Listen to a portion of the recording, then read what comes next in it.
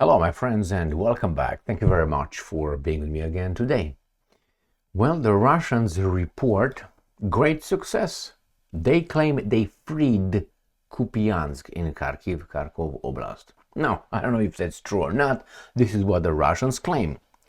I tend to believe that is true because Kupyansk was in a bad situation and the Russians really cut the Ukrainians off in that little city of Bethlehem. And I think the same thing will be true in Pokrovsk and Myrnohrad, I think it's called, pretty soon in Donetsk. So that's the first topic. The second one, according to the Russians, the Ukrainians, Zelensky, is trying to cover up the dire frontline situation, according to the Russians, as I said. Now Russia takes control of settlements in Donetsk and People's Republic and Dnepropetrovsk and Kharkov. So the Russians claim they advance and they liberate more towns.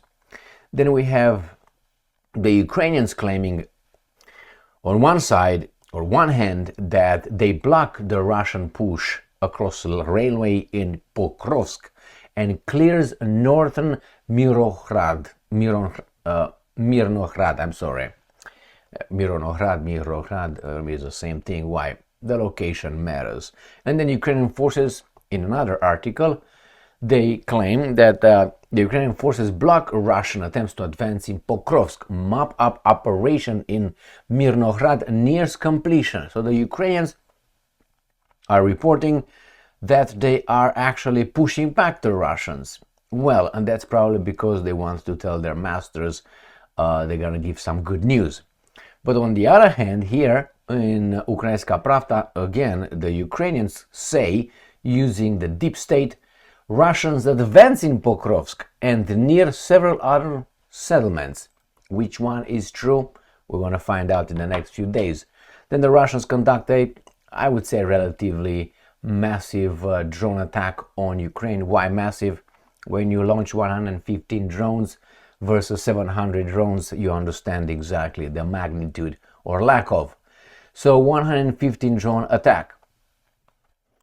And Zelensky made it clear there will be no dismissals in his team, regardless of the corruption allegations. That is, Yermak, his boss, cannot be dismissed. That's what you need to take out of Zelensky's statement.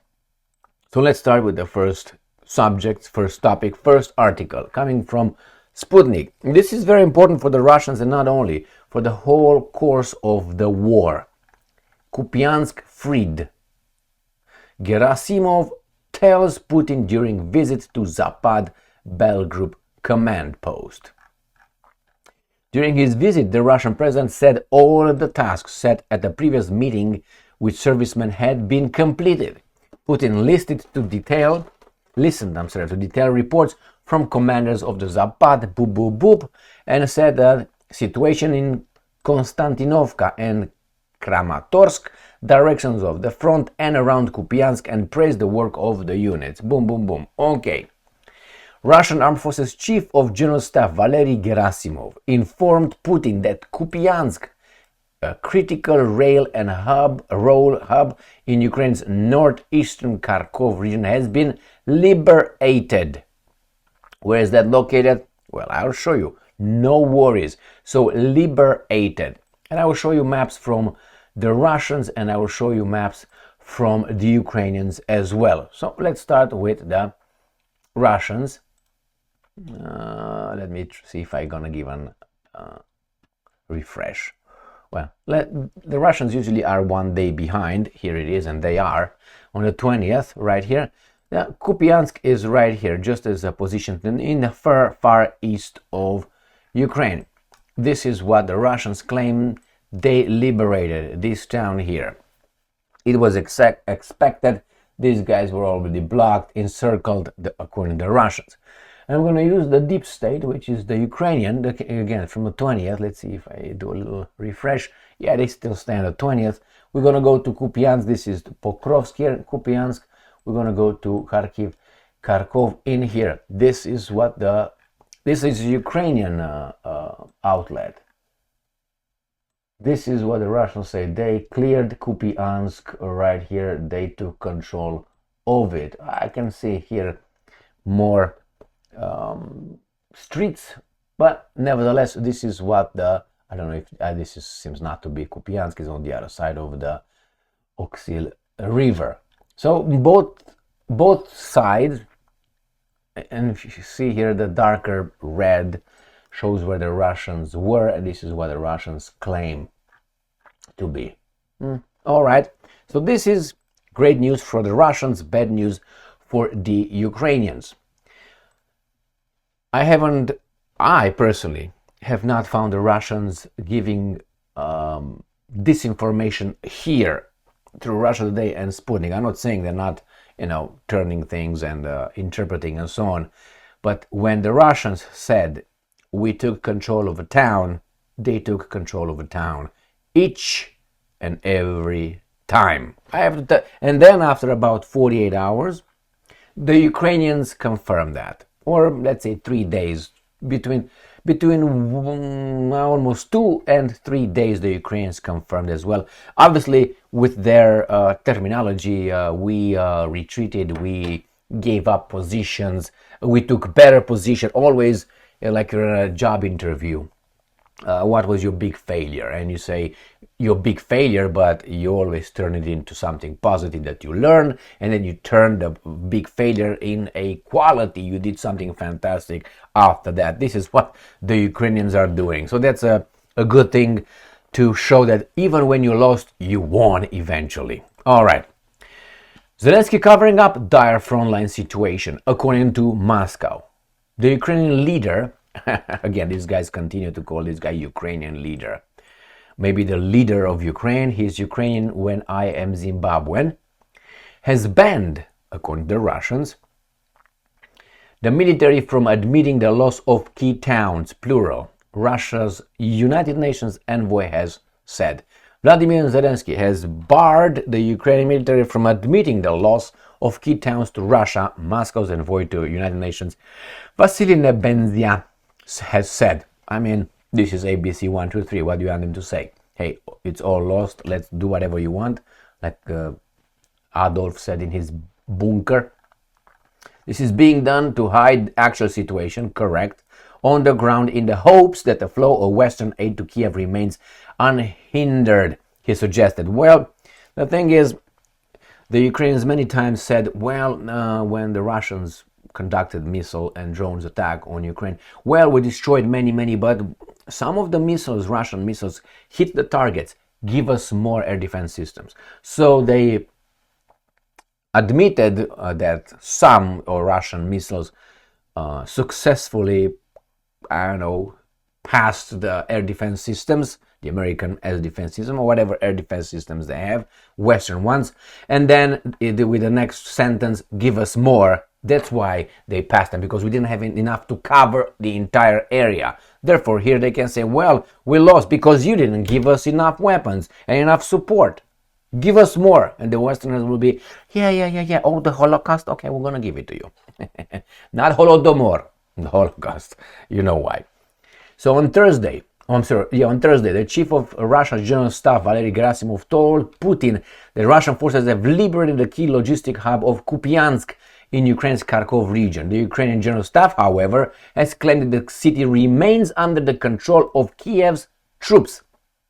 Zelensky has previously denied the encirclement of Ukrainian forces in Kupyansk, as well as in Dmitrov, Krasnoarmeysk, Myrnohrad, Pokrovsk, an urban area in Russia's Donetsk people, already in Russia's, accusing Moscow of exaggerating its gains on the battlefield.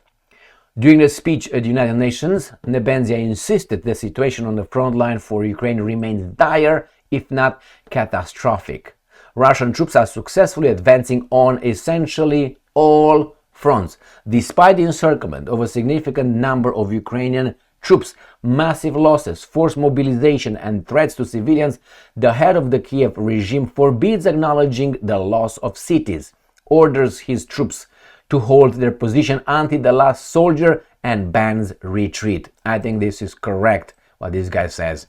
And I'm sorry for the Ukrainians, but When you're going to have these guys in charge of you, this is what happens. According to the envoy, I like it. See, this is journalism. According to the envoy, the policy pursued by Kiev government has nothing to do with military reality and is purely political in nature and financial. Mr. Nebenzia, financial. Zelensky wants to show his Western sponsor that the front is holding because he counts on continued funding for his war with Russia. Not his war, it's the Western war, Nebenzia. He needs billions of dollars to keep the war going for him and his cronies to line their pockets and stay in power. That is correct, I think. And yeah, that's what you do. What they're gonna do? We're losing. Yes, we're losing. No, they're not gonna do that. Who does that? They have to, on one hand, show their masters that they're winning, and on the other hand, well, it's a situation is dynamic and tense. Give us more.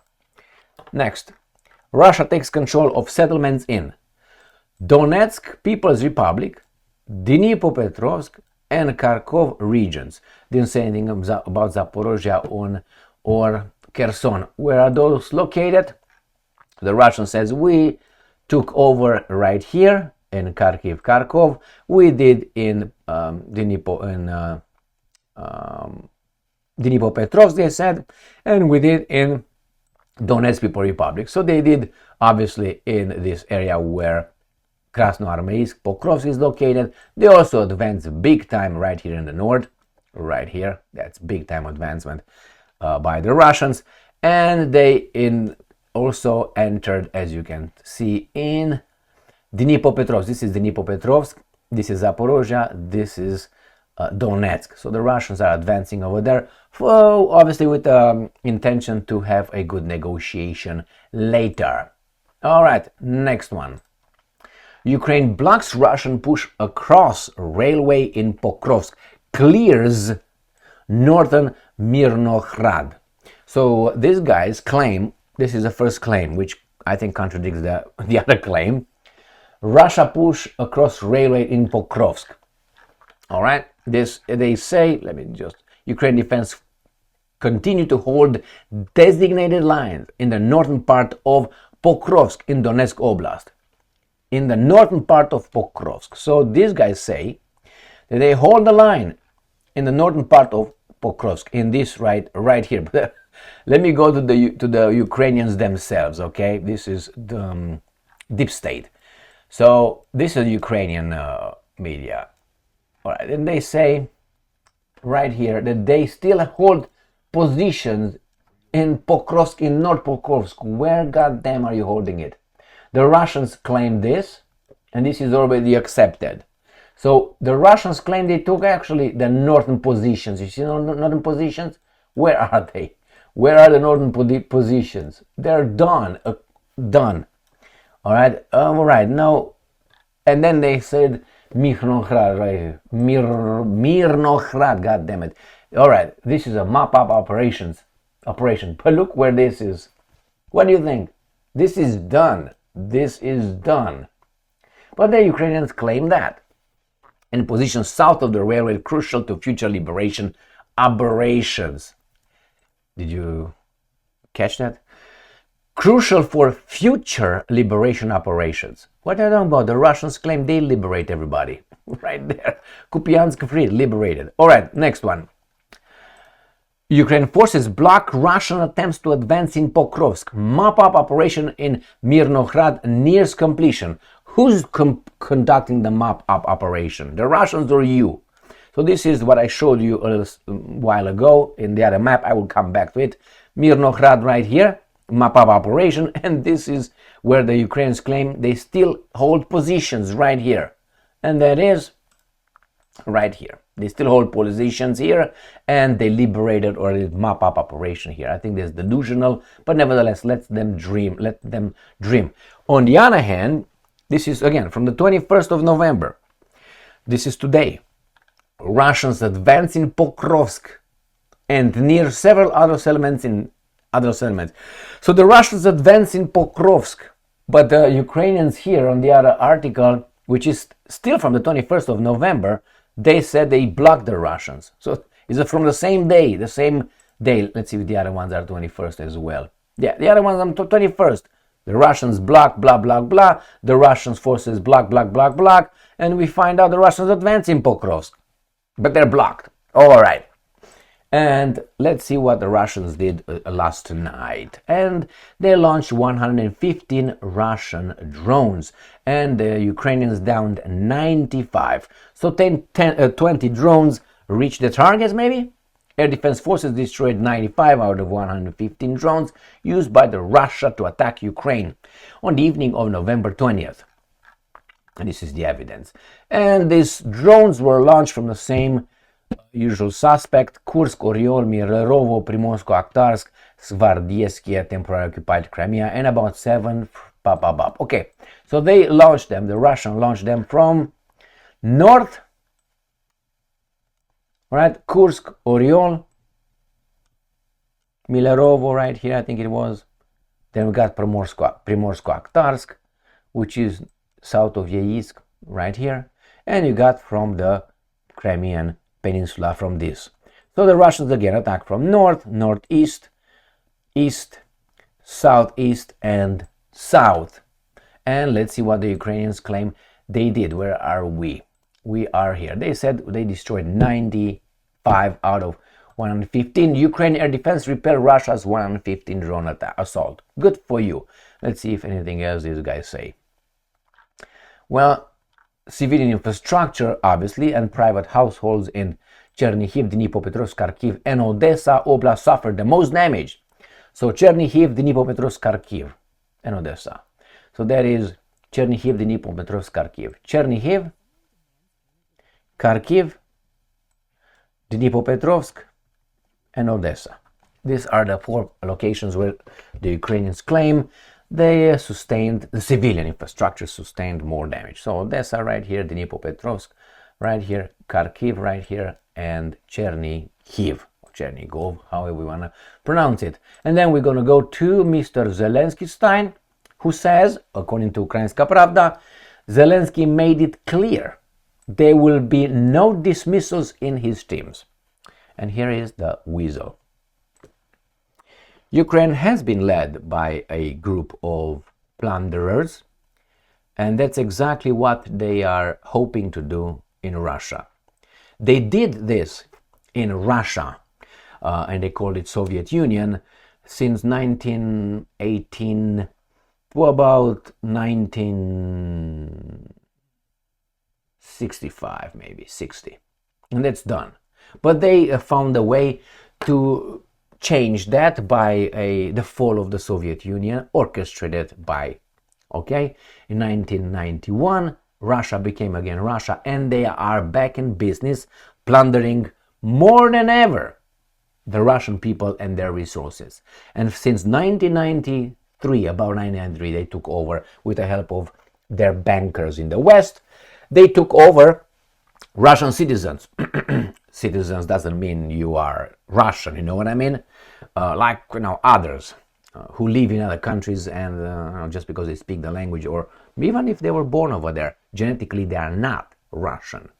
They took over and they harnessed the Russian people until about 2006.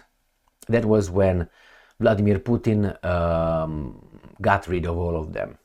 And they fled to London, Tel Aviv, New York, and so on. So they fled in 2006, and since 2006 they've been trying to come back. And this is their comeback, using us again, as if you remember Pontius Pilatus in that story was used by them in order to kill him. Alright, they didn't do it, they want him dead, but you do it for me. Thank you very much for being with me again today. Stay strong, stay smart, look for the truth, and be just.